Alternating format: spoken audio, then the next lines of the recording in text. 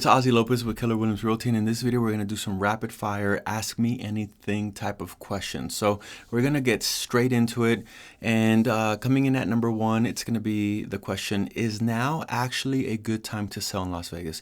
So there's a two-part answer to that. Number one is it all depends on your situation. Like, are you in the right time of your life to do this? Do you have enough resource? Do you have enough time? Does it benefit you?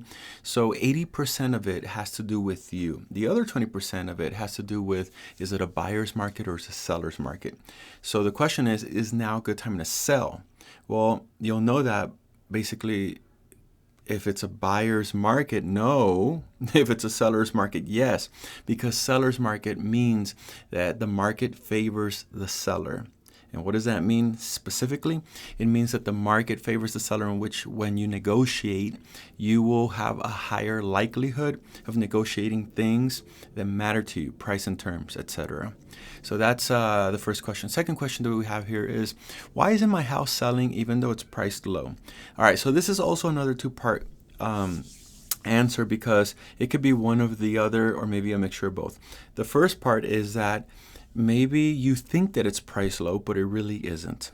Or the second one is that it is priced low, it truly is, but the condition of the property isn't good enough, or the area around it isn't good enough. Meaning, in the eyes of the buyer, they feel like if they buy the house, whatever they have to deal with is going to be so much work or so much to tolerate that it's, in their mind, it's not worth it. So even though you might be priced low, because they have to deal with some of the conditions, meaning the interior is not in the best condition, or the exterior, or like the neighborhoods, maybe in the lower condition neighborhood, in their mind it's just too expensive. So it's either you think it's too expensive, or it is priced low, but in the buyer's mind, it's still not priced adequately enough. So you do need to modify a little bit more. So that's question number two. Question number three,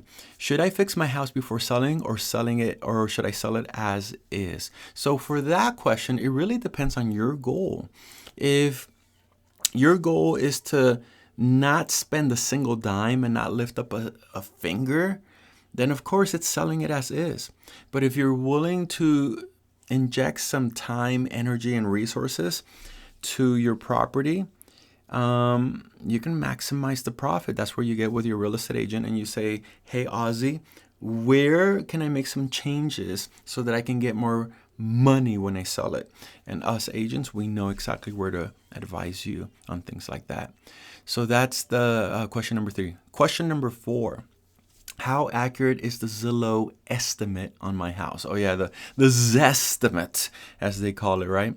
So one of the things that I want you to know about the Zestimate is that it's not just a single number. They do put a single number there, but if you go to like where it talks more about it, you're going to see a range. That range is actually the more realisticness of the like value of your property. Why? Because this is how I see it. The low part of that range is what you would want to consider if your house hasn't been touched for like at least 20 years. Like you haven't remodeled it, you just done like maintenance and upkeep, but everything's dated. Like the house is 20 plus years old as far as like the sinks, the cabinets, the kitchen, the tile, the flooring, the paint. If any single one of those or a combination of those is too old, then go to the lower range of that. If you are looking at the middle, that means you've done a combination of those, but some parts are still new, some remodeled, some parts are still kind of outdated. Then you go to the middle part. To go to the top of the range, that means the whole house should have been gutted and renovated, like plain and simple. Then you can shoot for the top of the range.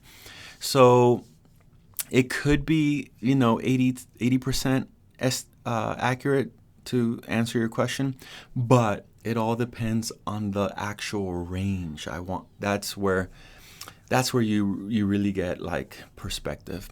Number five, what's the biggest mistake sellers are making right now? Ooh, that's a good question. That one's actually easy.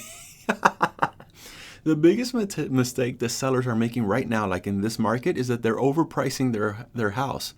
They're thinking that, oh, my house is special, or I did this to my house, or I put in a new whatever AC, water heater, blah blah blah, or I put in a pool, so it should be worth like 100,000.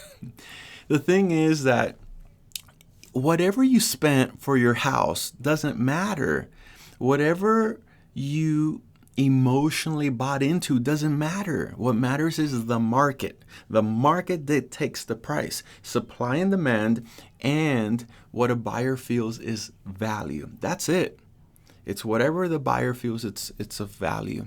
So that's the biggest mistake I see sellers is they have their own price in their mind, but really, if it doesn't match what the market dictates and what buyers are willing to pay, then there's a disconnect and your house will never sell.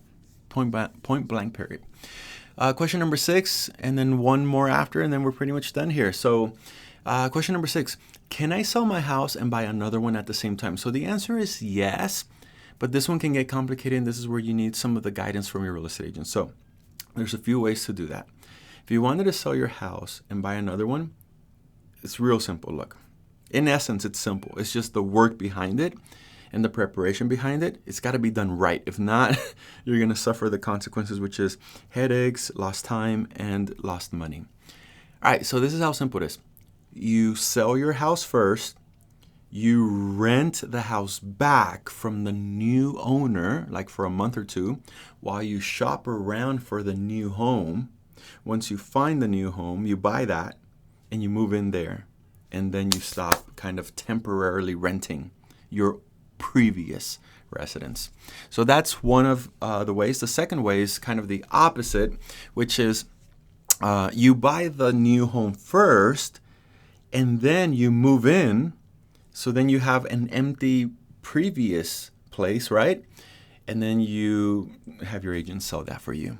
The only thing about that is that you might want to use bridge loans, or you might have 2 mortgage payments at the same time, because you kind of will have 2 properties that you own at the same time. But if you can weather that, that might be beneficial so that you can have an easier time like moving in without the hassle of like trying to find the next home fast with the first option that we discussed. And then the last one, but I'll save that for another video. I'll save that for another video so that this video doesn't get long. Let's go to question number 7. How much money will I actually walk away with after selling? Okay, so the general public doesn't know this, but from a real estate agent that likes to be super transparent, this is something that you have to know. Before you list your property, before you sell your property, you got to ask your real estate agent for this one document. It's called the net sheet, an estimated net sheet. ENS, estimated net sheet.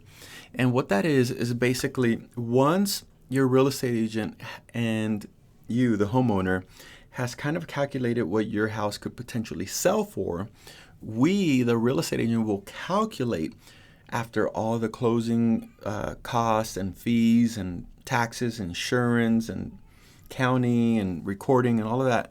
We help you calculate all of that. So at the very bottom of that sheet, it's something called the net.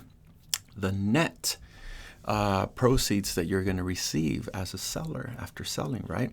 And it's an estimate. So what you have to do is ask for that. Make sure you get it. Now, a good real estate agent provides it up front. So whenever I list a house for my clients, I provide that up front because I wouldn't want surprises, let alone in real estate.